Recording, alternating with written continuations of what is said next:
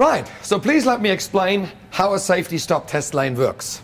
Essentially, a safety stop test lane is a road with accurate sensors underneath.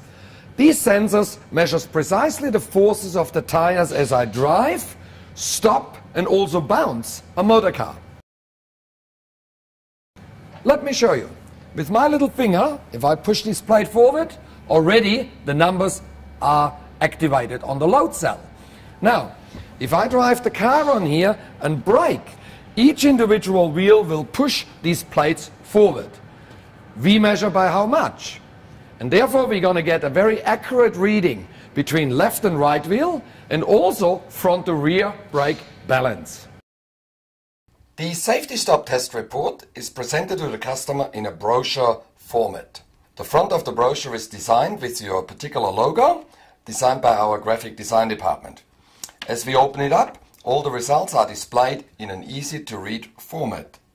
As a world's first, we display on the bottom right window the actual car on the test track.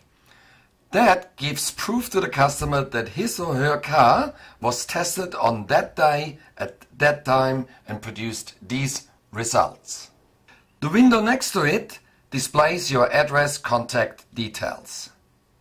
The left page displays the brake performance test. Over on this side it's the outline of a motor car of all four wheels.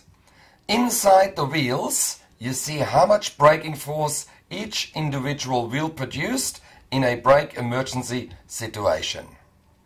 We can see on this test that the front axle had only 1% difference between left wheel and right wheel.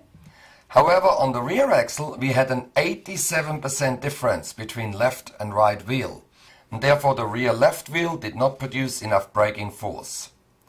We show the handbrake test result, and again it is the rear left wheel not performing to specifications.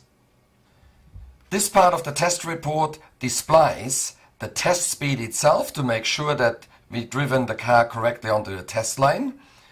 We can also produce a brake pedal force reading, and we produce a deacceleration, peak and average result. The peak has to be a minimum of 60% to pass.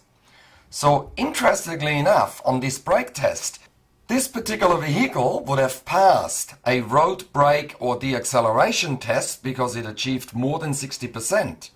However, we can clearly see that this car could be a dangerous vehicle in a brake emergency situation. The bottom part of the brake performance test shows us the front to rear brake imbalance. Not enough brake force on the rear axle will increase the stopping distance in a brake emergency situation. However, too much brake force on the rear axle could actually lock the rear axle and make the car very unstable in a brake emergency situation. It hasn't stopped, it hasn't got any front brake, it's locked the rear, so we've seen this over the years. Oh, that's so it's gone in hard.